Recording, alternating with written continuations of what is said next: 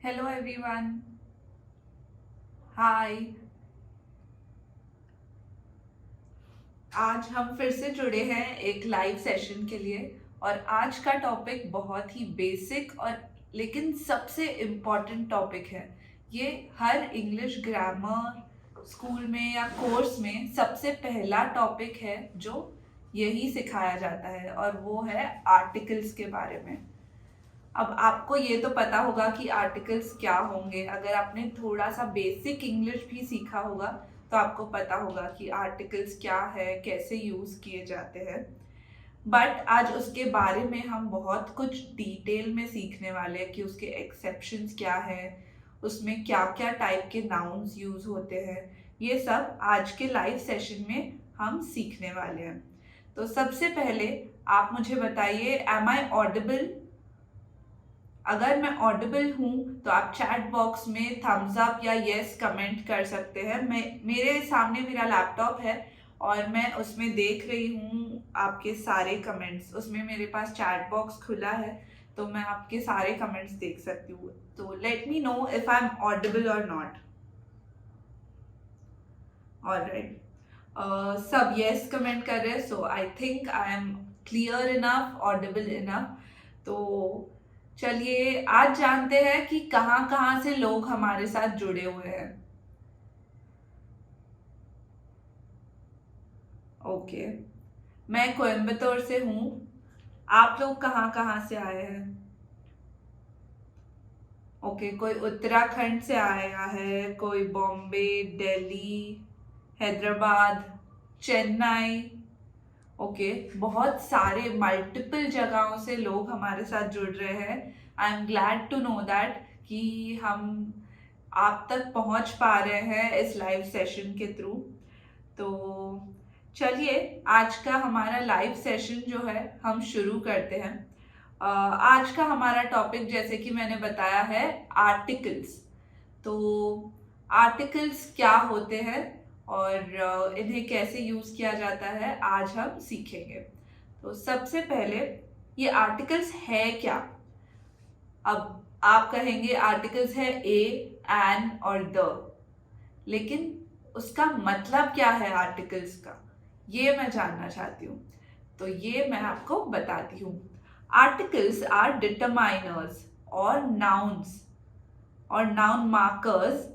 That articles are determiners or noun markers that function to specify if the noun is general or specific in its reference.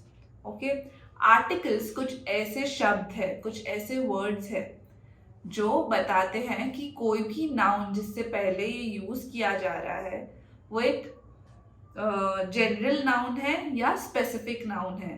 कुछ specific nouns होते हैं और कुछ general nouns होते हैं। तो हमें आर्टिकल्स से पता चलता है कि ये कौन से टाइप का नाउन है।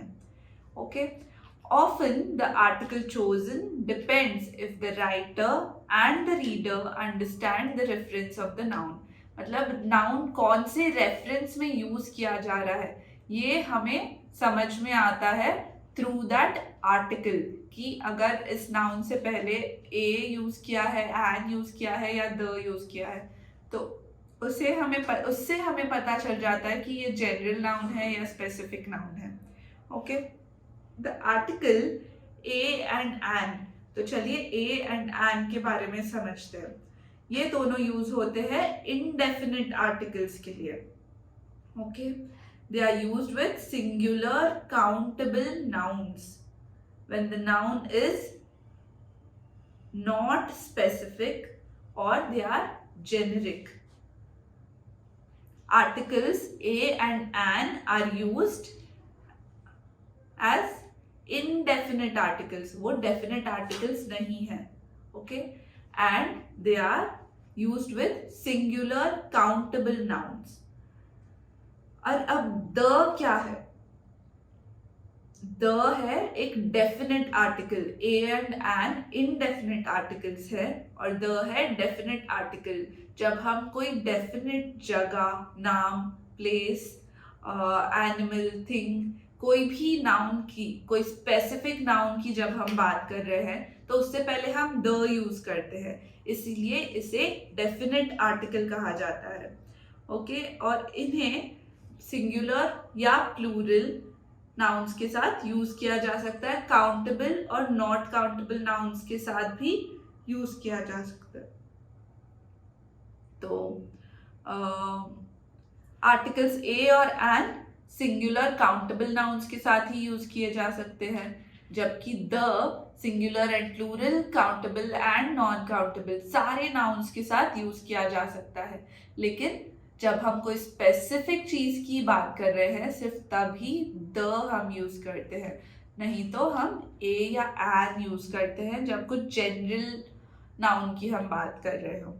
तो बहुत सारे ऐसे लैंग्वेजेस होते हैं जिसमें आर्टिकल्स समझना बहुत मुश्किल होता है। अब कुछ जो राइटर्स होते हैं जो अलग अलग भाषाओं में आर्टिकल्स लिखते हैं या पोएम्स लिखते हैं, तो उन्हें आर्टिकल्स समझना बहुत मुश्किल लगता है, क्योंकि इंग्लिश में जैसे कि आपने वो डायलॉग तो सुना ही होगा, English is a very funny language. तो यहाँ पर कुछ रूल्स तो है, लेकिन उस रूल्स के बहुत सारे एक्सेप्शंस भी है, जहाँ वो रूल्स फॉलो नहीं होते, ऐसी भी बहुत सारी जगहें हैं। तो ये सब आपको याद रखना होगा। इन्हें याद करने के अलावा आपके पास और कोई चॉइस नहीं है। उसी से आपको धीरे धीरे आदत पड़ेगी कि आर्टिकल्स हमें कैसे यूज करने हैं और कैसे हम आगे बढ़ सकते हैं ये आर्टिकल्स यूज करते हुए। तो ओके, तो ये आप कैसे करेंगे? ये आप कर सकते हैं कि आप बहुत सारी रीडिंग कर सकते हैं। आर्टिकल्स जो न्यूज़पेपर्स में पब्लिश होते हैं या मैगजीन्स में पब्लिश होते हैं, उन्हें आप रीड कीजिए, और अगर आपको वहाँ कुछ भी अनयूजुअल या डिफरेंट लगे, अलग तरीके से जहाँ आर्टिकल्स यूज़ किया जा रहा है, अगर आपको ऐसा कुछ दिखे तो आप उसे नोट डाउन कर सकते हैं। अपनी नोट्स बनाते रहिए ताकि आपके लिए रेफर करना बाद में बहुत इजी हो जाए। ओके, तो कुछ चीज़ें हैं जो हमें दिमाग में रखनी चाहिए इससे पहले कि हम आर्टिकल्स को और डीपली समझें। तो सबसे पहले कुछ डेफिनेशंस है कुछ चीज़ों के, वो हम समझते हैं। Countable nouns. काउंटेबल नाउन्स क्या होते हैं? जिन्हें गिना जा सकता है, जैसे कि हम नाम से ही समझ सकते हैं। काउंटेबल नाउन्स कुछ ऐसे नाउन्स हैं जिन्हें हम गिन सकते हैं एक एक करके। तो इन नाउन्स के सिंगुलर फॉर्म और प्लूरल फॉर्म दोनों होते हैं। तो प्लूरल, अब कोई भी वर्ड का जो सिंगुलर फॉर्म है उसका प्लूरल कैसे बनता है? जो काउंटेबल नाउन्स होते हैं उनके, ये बनता है सिर्फ एक एस या ई एस ऐड करने से। अगर हम एस या ई एस उस वर्ड को ऐड कर दें तो ये प्लूरल वर्ड बन जाता है। चलिए एग्जाम्पल देखते हैं। One horse is singular. Two horses, यहाँ सिर्फ एक हॉर्स में एस ऐड किया जा रहा है तो ये प्लूरल बन गया। One horse, two horses. One chair, many chairs, यहाँ भी चेयर में सिर्फ एक एस ऐड किया गया है इसलिए ये प्लूरल बन गया। One match, many matches, matches में ई एस ऐड किया है, मैचेस, तो ये प्लूरल बन गया। तो ये सारे काउंटेबल नाउन्स है। काउंटेबल नाउन्स में also have irregular plural forms. Many of these forms come from earlier forms of English. कुछ irregular plural forms भी होते हैं। चलिए देखते हैं क्या है। One child, many children. अब ये कोई रूल तो फॉलो नहीं हो रहा है ना। अब चाइल्ड के लिए हम चाइल्ड्स तो नहीं बोल सकते, तो यहाँ कोई रूल नहीं है। यहाँ पर चाइल्ड का प्लूरल हमेशा चिल्ड्रन ही होता है, ये हमें याद रखना होगा। तो चाइल्ड्स या ऐसा कोई वर्ड होता ही नहीं है। One mouse, two mice, mice mouse का प्लूरल फॉर्म है। तो ऐसे कुछ वर्ड्स हैं जो प्लूरल में बिल्कुल चेंज हो जाते हैं। वो एस या ई एस जोड़ने से प्लूरल नहीं होते, बट एक अलग ही शब्द यूज किया जाता है उनके प्लूरल फॉर्म के लिए। तो ये सारे हैं काउंटेबल नाउन्स। अब अनकाउंटेबल नाउन क्या है? अनकाउंटेबल नाउन, जैसे कि हम फिर से उस शब्द से ही समझ सकते हैं, ये ऐसे नाउन्स है जिन्हें गिना नहीं जा सकता, हम इन्हें गिन नहीं सकते। जैसे कि रेत हो, पानी हो, कुछ भी जो चीज गिनी नहीं जा सकती, नॉलेज हो, ऐसी चीजें जो हम गिन नहीं सकते, ये सारे नाउन्स अनकाउंटेबल नाउन्स है। और इनके कोई प्लूरल फॉर्म्स नहीं होते। जैसे कि इंफॉर्मेशन, ग्रामर। अब इंफॉर्मेशन का कोई प्लूरल फॉर्म नहीं हो सकता ना, इंफॉर्मेशंस कुछ भी नहीं होता, इंफॉर्मेशन ही एक वर्ड है। ग्रामर्स कुछ नहीं होता, ग्रामर एक वर्ड है। तो जहाँ कोई प्लूरल फॉर्म नहीं है और जहाँ हम उसे गिन नहीं सकते, तो उसे हम कहते हैं अनकाउंटेबल नाउन। तो इसके बाद एक और डेफिनेशन हमें सीखना है, जो कि है प्रॉपर नाउन। प्रॉपर नाउन क्या है? तो जहाँ भी एक पर्सन, प्लेस, एनिमल, ऑर्गेनाइजेशन, कोई भी चीज का जब नाम हम यूज कर रहे हो तो वो प्रॉपर नाउन होता है। और इसको हमेशा कैपिटल लेटर से हम स्टार्ट करते हैं। जैसे कोई इंसान का नाम टिम स्मिथ, तो ये टिम स्मिथ का टी और एस कैपिटल रहेगा। ओके, कोई जगह का नाम जैसे कि लखनऊ, तो लखनऊ का एल हमेशा कैपिटल रहेगा। मैकडॉनल्ड्स, तो एम और डी हमेशा कैपिटल होगा। तो ऐसे ही जब भी हम कोई भी चीज के नाम की बात कर रहे हो तो वो सारे प्रॉपर नाउन्स में आते हैं। जैसे फ्रेंच लैंग्वेज, एक लैंग्वेज का नाम है फ्रेंच, इसलिए फ्रेंच का एफ भी कैपिटल होगा। तो द हम कहाँ यूज करते हैं मैं आपको बता सकती हूँ। जो भी प्रॉपर नाउन्स होते हैं, जैसे कोई भी चीज का नाम जिनमें ऑफ आता है ना, वहां हम द यूज करते हैं। जैसे कि the United states of America, यहाँ पर ऑफ आ रहा है, तो यूनाइटेड स्टेट्स ऑफ अमेरिका से पहले हम हमेशा द यूज करते हैं। The university of Minnesota, the international swimming hall of fame. तो जहां भी ये ऑफ यूज हो रहा है वहां हम द यूज कर रहे हैं।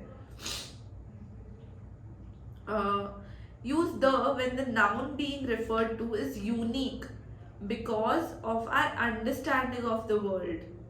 मतलब जो नाउन है जिसकी हम बात कर रहे हैं वो बहुत यूनिक है, तो उससे पहले भी हम द यूज कर रहे हैं। जैसे कि the earth moves around the sun, wolves howl at the moon। तो the earth, the sun, the moon, इनसे पहले हमेशा हम द यूज करते हैं।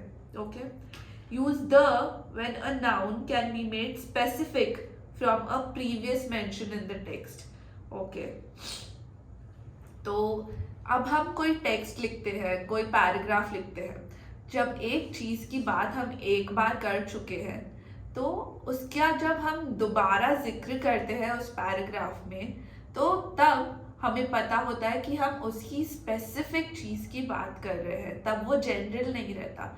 हमें पता है हम उस स्पेसिफिक चीज की बात कर रहे हैं, तो वहां हम द यूज कर सकते हैं। जैसे कि माई सन बॉट अ कैट, तो यहाँ जनरल है, अ कैट मतलब एक कैट मेरे बेटे ने लाई है। I am looking after the cat while he is on vacation। I am looking after the cat while he is on vacation। the cat हम क्यों यूज कर रहे हैं सेकेंड पार्ट में? क्योंकि हमें पता है कि मैं वो स्पेसिफिक कैट की देखभाल कर रही हूँ जो मेरे बेटे ने लाई है, वो ही एक स्पेसिफिक कैट है। तो जहाँ हम स्पेसिफिक चीजों की बात करने पे आ जाते हैं वहां हम द यूज करते हैं। चलिए ऐसा ही एक और एग्जाम्पल देखते हैं। I read a good book। The book was about how to use articles correctly in English। I read a good book, तो यहाँ पर एक बुक की हम बात कर रहे हैं जनरल सेंस में, इसलिए I read a good book है। The book was about how to use articles correctly in English. The book हम यूज कर रहे हैं, तो यहाँ स्पेसिफिक हो गया book. Okay, the is used with superlative adjectives which are necessarily unique. The first, the second, the biggest, the smallest, the largest, ये जो सारे words है ये superlatives में आते हैं। The largest, the smallest, तो ये इनसे पहले हम हमेशा the यूज करते हैं। फिर it was the first study to address the issue. She was the weakest participant. He was the only person to drop out of the study. तो ये सब सुपरलेटिव्स के साथ हम हमेशा द यूज करते हैं। तो चलिए एक बार रिवाइज कर लेते हैं कि द हम कहाँ कहाँ यूज करते हैं। प्रॉपर नाउन्स जिनमें ऑफ आता है उससे पहले हम द यूज करते हैं। फिर जब कोई यूनिक रेफरेंस की बात कर रहे हो because of the understanding of the world, तो वहाँ भी हम द यूज करते हैं। और जब फिर से कोई चीज़ का मेंशन हो रहा हो तो वहाँ भी हम सेकेंड रेफरेंस में द यूज करते हैं। फिर सुपरलेटिव से पहले भी हम द यूज करते हैं। तो इन चारों जगहों पर हम हमेशा द ही यूज करते हैं। Got it? तो आगे बढ़ने से पहले मैं आपसे कुछ डिस्कस करना चाहती हूँ, और वो है हमारे कोर्स के डिटेल्स। आपको अब तक इस लाइव सेशन में मज़ा आ रहा है या नहीं, मुझे ये बताइए पहले। मैं ये जानना चाहती हूँ। अगर आपको मज़ा आ रहा है तो आप यस लिख सकते हैं चैट बॉक्स में।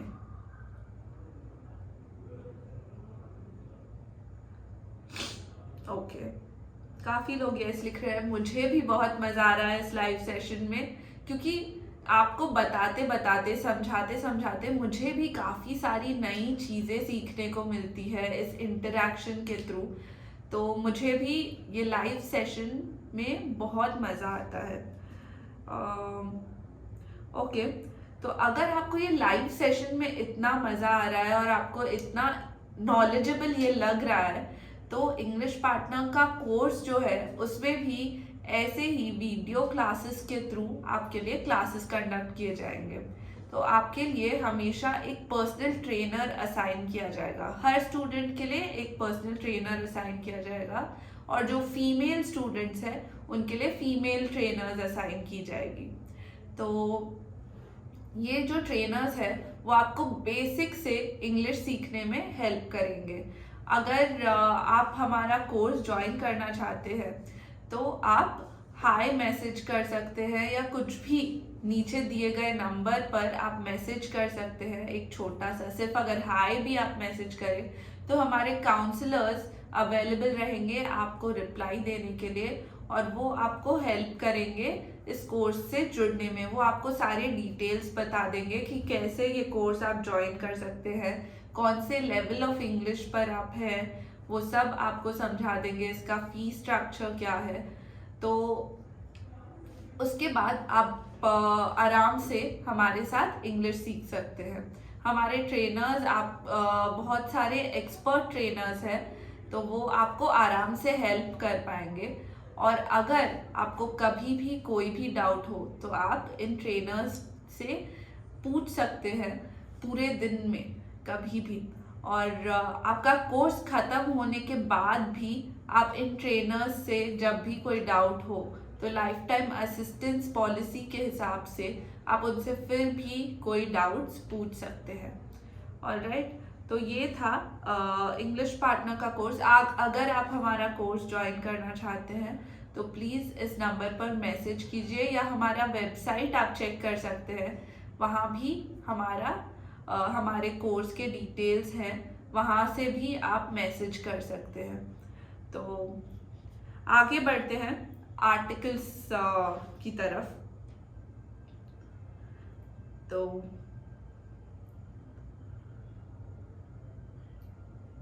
ओके।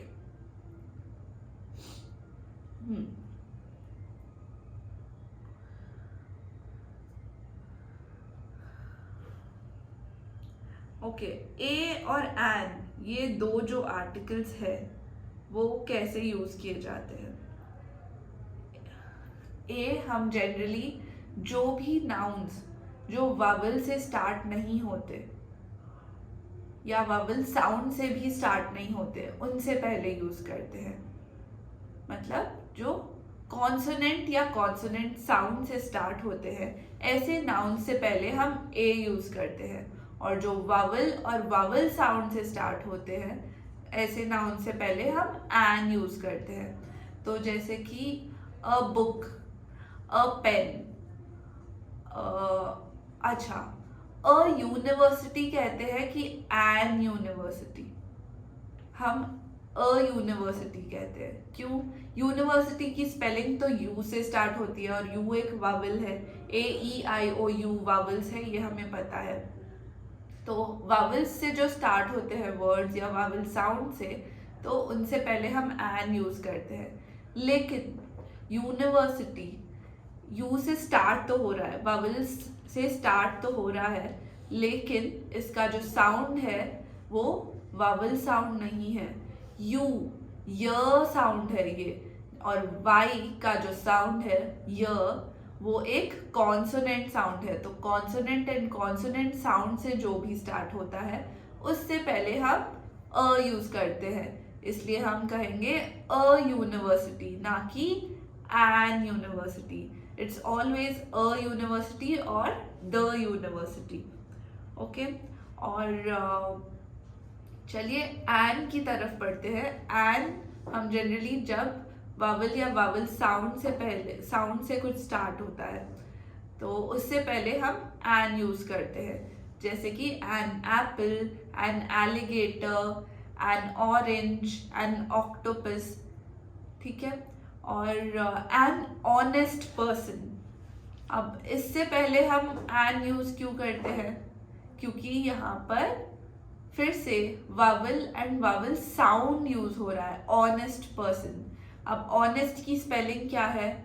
HONEST, लेकिन ये H जो है साइलेंट है, तो ये हमेशा O साउंड से हम स्टार्ट कर रहे हैं। और क्योंकि O एक वावल है और वावल साउंड से जो भी स्टार्ट होता है उससे पहले हम एन यूज करते हैं, इसलिए एन ऑनेस्ट पर्सन।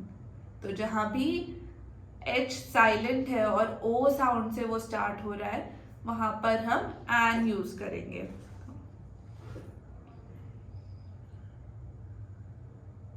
ओके, तो ये था ए और एन के बारे में।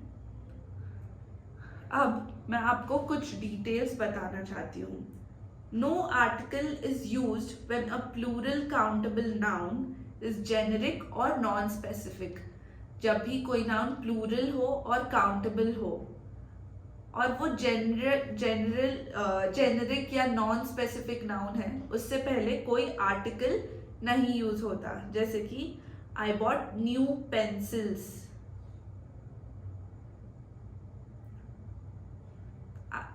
I bought new pencils. तो यहाँ पर जो पेंसिल्स नाउन है या न्यू पेंसिल्स जो नाउन है वो जनरल है और स्पेसिफिक नहीं है, इसलिए हम यहाँ पर कोई आर्टिकल नहीं यूज कर सकते।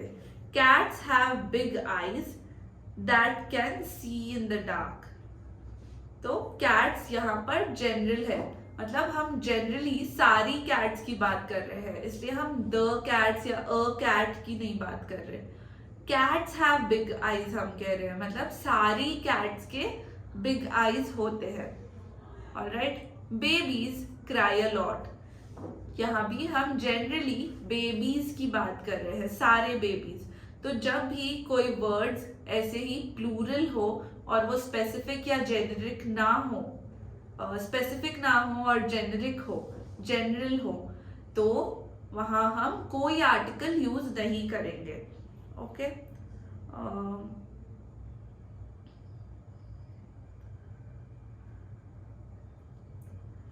ओके, अब ईडियम्स और फ्रेजेस में हम आर्टिकल्स कैसे यूज करते हैं, चलिए वो देखते हैं।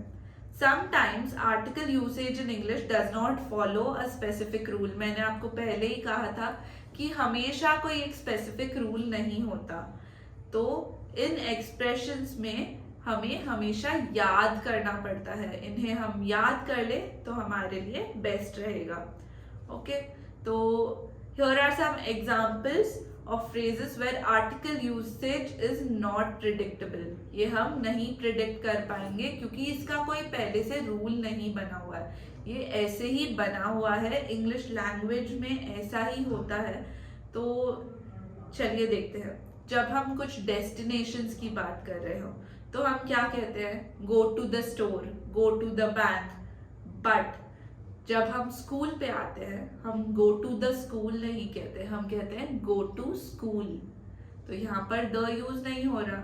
Go to church, go to bed, go home, तो यहाँ कोई आर्टिकल ही नहीं यूज हो रहा है। जबकि कुछ डेस्टिनेशंस है जैसे कि go to the store, go to the bank, यहाँ पर द यूज हो रहा है।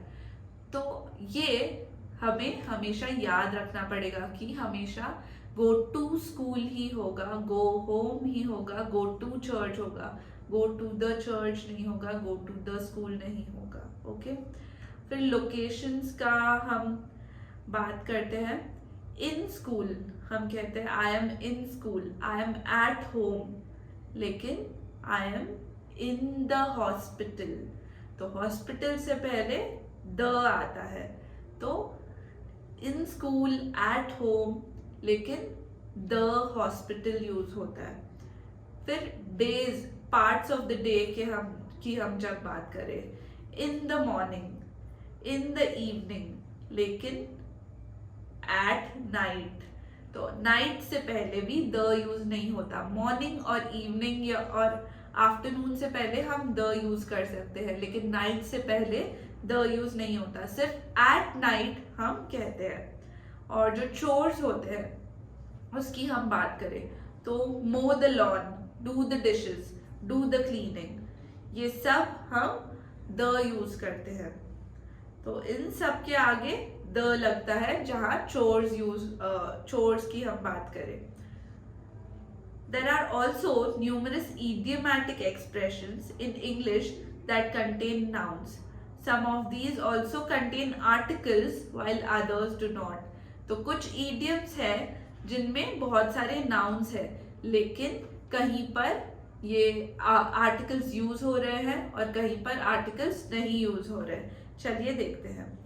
To give someone a hand जब हम कह रहे हैं, मतलब इसका मतलब क्या है? To give someone a hand मतलब किसी को हेल्प करना, तो यहाँ पर आर्टिकल यूज हो रहा है। इन दी एंड, इन दी एंड, तो द में यहाँ भी द यूज किया जा रहा है, लेकिन टू बी ऑन टाइम यहाँ पर कोई आर्टिकल नहीं यूज हो रहा। तो ये थे हमारे कुछ एग्जाम्पल्स ऑफ इडियम्स और फ्रेजेस। तो आई होप आपको ये सब इंफॉर्मेशन जानकर अच्छा लगा हो, क्योंकि ये बहुत छोटी छोटी चीज़ें हैं। अगर आप इनका ध्यान रखेंगे तो आप डेली लाइफ में जो आर्टिकल्स यूज़ करते हैं अच्छे से यूज़ कर पाएंगे। एकदम सिंपल आपके लिए हो जाएगा आर्टिकल्स यूज़ करना, और फिर ग्रामर मिस्टेक्स आपके कम हो जाएंगे। और अगर आप हमारे दूसरे वीडियोस भी देखें तो उसमें हम धीरे धीरे ट्राई कर रहे हैं कि आपको सारा ग्रामर के बारे में डिटेल में समझाते रहे। तो अगर आपको ऐसे सेशंस अटेंड करने हैं, हमारे लाइव सेशंस को फॉलो करते रहिए, उन्हें पूरी तरह देखिए ताकि आप पूरी तरह ग्रामर सीख जाए। हम डिटेल में हर सेशन में एक एक टॉपिक समझा रहे हैं। So keep following us and stay tune to our channel. तो इसमें आपको अलग अलग टाइप के वीडियोस से बहुत कुछ इंग्लिश के बारे में सीखने को मिलेगा, इंटरव्यूज के बारे में सीखने को मिलेगा, मेल राइटिंग के बारे में सीखने को मिलेगा। So go ahead with this, follow English partner Hindi, subscribe to our channel now. हम इंस्टाग्राम, यूट्यूब, फेसबुक सब जो सोशल मीडिया वेबसाइट्स है उन पर हमारा पेज है और हम इन सब पे बहुत सारे लाइव सेशंस भी कंडक्ट करते रहते हैं। तो अगर आप इन लाइव सेशंस को अटेंड करें, हमारे वीडियोस को देखें, तो आपके लिए बहुत नॉलेजेबल होगा और बहुत ही यूजफुल होगा आपके इंग्लिश लर्निंग जर्नी में। So stay tune and catch up next time. Bye.